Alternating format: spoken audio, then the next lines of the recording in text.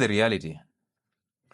That sometimes back then when I was doing some research about these plant-based and animal-based diets, I came across a lot of papers that were talking about vegan diets and the alkaline diets. Now, the body is divided into different sections. For example, we start with the stomach. So as you chew your food from the mouth, that's a different pH. And then as we move into the stomach, we get an acidic pH. That acidic pH is there for a reason. We always talk about this. We've talked about this when we were talking about H. pylori and ulcers. We've talked about this when we were talking about protein digestion. So if you're still thinking that that acid is a problem, those people who call it hyperacidity, it's time for you to start unlearning, and it's time for you to join my YouTube channel and go there, subscribe, like, and watch those videos. You will find value for your money and your time. So you have a different pH in the stomach, which is basically around 1 to 3, the pH of 1 to 3. And for those people who complain about hyperacidity, please know that hyperacidity is a myth. Not unless you have a tumor that is actually producing excess of the acid. That's when you can say, I have hyperacidity. But you simply have a heartburn. We call it a heartburn or an epigastric pain. And you start complaining, oh, I have hyperacidity. Now I need to take an antacid. Now I need to take a PPI. I need to, some even go for the ash. I need to mix ash and then drink to just neutralize the excess acid. Now, unlearn that, because anytime you neutralize that stomach pH, you'll get into problems. Number one, you'll be unable to digest protein because that acid is there specifically to help you to digest protein. So it tears down larger molecules of protein so that you give the pancreatic proteases, the proteins, the enzymes that break down protein that come from the pancreas, you give them an easy job to now start chopping off those proteins, smaller proteins, into amino acids that you can now absorb, and those amino acids will be used for structural and muscle repair. They will be used to form amino acid hormones, and they will be used to give you energy. So they'll be converted to glucose, and excess of it will actually be converted to fat and then stored as fat. So therefore, eating too much of protein can end you into getting fat, can actually make you get fat because the body does not know how to store protein. Excess of it can be converted to glucose and stored as fat. That being noted, so that is one function of that acid. It's also there to make sure that any microorganism that is coming in with food is actually handled. This is the point. I saw, like about a month or two ago, 2 or 3 months ago, there was a vaccine that was being actually given for cholera. My friends, before we even start going deeper, let's first of all agree that in 10 years' time, we will have a vaccine even for hunger. 10 years from now, we will even have a vaccine for divorce. We will have vaccines for literally everything. So I saw now, last time we saw somebody putting a comment here that now they're giving vaccines for malaria to children. 3 months ago, they were giving a vaccine for cholera. Imagine that. Please, as you enjoy my content, as you like my videos, as you sit here taking your time to understand health, if you open up your third eye, what causes cholera? So anyway, that acid is there to make sure that anything, any foreign particle, any bacteria, including you swallowing a spoon, it gets into your stomach and that acid digests it. Even a razor blade, it digests it and makes sure that your system is clear and it's clean. So it helps you to protect, actually it protects you from harmful microorganisms and particles that are coming in with food. Okay? So imagine if you're eating meat, those people, or drinking that milk that you love taking, and then you want to boil it because if you don't boil it, it will bring you brucellosis. Now, brucella is actually a bacteria. So that tells you if it comes into the stomach and encounters the acidic pH, it's either it has to find means to adapt and survive, or it will be cleared by the acid. So that's another function of that acid. Again, that acid is there specifically to make sure that this sphincter, the one that is just above the stomach, closes up. So if you concentrate that stomach acid, you close that sphincter. And when you close that sphincter, nothing from the stomach can go back into your esophagus to start burning. So that's another function of that acid. And then that acid helps you heal the stomach wall and protects you from H. pylori. So therefore, if you want to heal from H. pylori, the kits are not as necessary as you think they are. because they also mess the stomach pH. So what is important in H. pylori and ulcers? Start fasting so that you can concentrate the stomach acid. And then once you do that, you can start healing from your ulcers. So this is the reality. Yes, now the answer is here. Most people are saying bacteria, others are saying dirt, others are saying contaminated water and food. That is the real answer. The real answer is you will get cholera through food and water that is actually contaminated by the Vibrio cholerae. That's a bacteria, okay? So why would I give you a vaccine to protect you from you eating bad food? Like, simply make your foods and focus on sanitation. Focus on clean diets. It is that simple. Do you really need a vaccine to be reminded that you need to focus on healthy diets? Literally. Do you need a vaccine to be reminded that you need to fast to concentrate stomach acid so that anything that is coming in with food that is contaminated can be cleared by the acid? Now it's time for us to start thinking outside the box and also actually start challenging the same systems that brings us vaccines. Some of you are even still taking the COVID-19 shots, the booster shots now. Even after they actually admitted that these vaccines do not treat COVID-19, do not even prevent you from getting another attack from COVID-19, you still line up for a booster shot. That is not a story for today. We'll talk about it some other day. So as you take that cholera vaccine, simply know, if you eat contaminated foods, you will still get problems. As you take that malaria shot, thinking that it has to protect you, how many people have taken a TB shot and they still get TB? I am one of those victims. The BCG vaccine did not help me because I still contracted TB and I had to go through therapy. So now, how many of you are taking those shots but you're still exposed? One day we'll talk about vaccines and the scams in the vaccine field, and you'll get to understand. So there's a reason why we have different pH levels in our gut.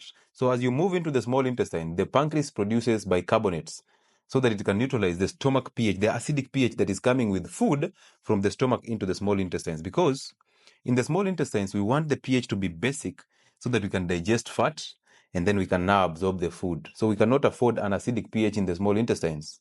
That tells you, if the content of the stomach keep on coming into the stomach, into the small intestines more quickly, the same way you eat meals, after 3 hours, you're eating another meal, you're actually pushing stomach contents, which are highly acidic, into the small intestines.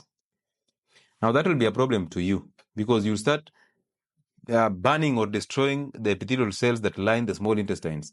And that's why most of you have the inflammatory bowel syndrome. And then, of course, there are other drugs for you. Instead of just fasting to make sure that the gut wall heals and that the ratio or the rate at which food is flowing from the stomach into the small intestines, into the large intestines, and then out is actually regulated and in a slow manner. So you don't want that, but you want to eat 5 meals a day, destroy your stomach, your small intestines, and then go to hospital. And then they give you, of course, the steroid drugs to start healing process of the gut. So most of the health institutions are actually managing the symptoms. They are not managing any cause. So in the small intestines, the pancreas is giving you bicarbonates to neutralize any acidic content that is coming from the stomach into the small intestines. Again, as I said, you need that basic pH for you to digest fat and absorb them adequately, okay? And also remember, as you absorb fat, I'm talking about the saturated fats. As you absorb them, you absorb the fat-soluble vitamins A, D, E, and K, which basically tells you if you don't eat fats, the saturated fats, you will have a problem with the absorption of fat-soluble vitamins. So you will end up having vitamin D deficiency, vitamin K deficiency, vitamin E deficiency, and vitamin A deficiency. And you know those are very vital vitamins in your system. So you need them for you to fight infections, for you to fight viruses, for you to boost your immunity. You need them. For the liver function, you need them. So therefore, always when you cook that vegetable, make sure you either steam it with ghee or tallow or coconut oil. Or after you've steamed it, or if it's salads, sprinkle it or top dress it with olive oil, extra virgin olive oil. That will help you absorb the fat-soluble vitamins. So now you're absorbing the fat-soluble vitamins. You're also absorbing the fat in terms of cholesterol and the monoglycerides, okay? That is what you're doing. And that is what we want. Now, as you move into the large intestines, remember that is where bacteria is concentrated. So a lot of gut microorganisms are residing in the large intestines. So sometimes they get access back into the small intestines. And remember, they are not supposed to reside in the small intestine. So when they come from the large intestines, maybe because they have multiplied or because you've given them the adequate environment for survival, they actually move from the large intestines into the small intestines. And in the small intestines, they start causing you something that is called SIBO, small intestinal bacterial overgrowth. So they overgrow in the small intestines. And once that happens, that's a very serious condition. You start getting the bloating, the abdominal pains, you pass a lot of gas, and it's severe. So that is what we call the SIBO. If you've ever heard of that word SIBO, that is what is happening. So bacteria coming from the large intestines all the way to the small intestines. And when they start conquering the small intestines and multiplying there, they cause you all the discomfort, the indigestion, the constipation, and all that, okay? So be very cautious about that. So as we head into the large intestines, where we have the bacteria, there's a lot of fermentation processes happening in the large intestines by these bacteria. And this is because all the fiber that you've taken through that vegetable, through that diet, the beans, cannot be digested by the system. So it's going all the way to the large intestines, where it finds or encounters these bacteria that actually break it down to enjoy it. It's a meal for them.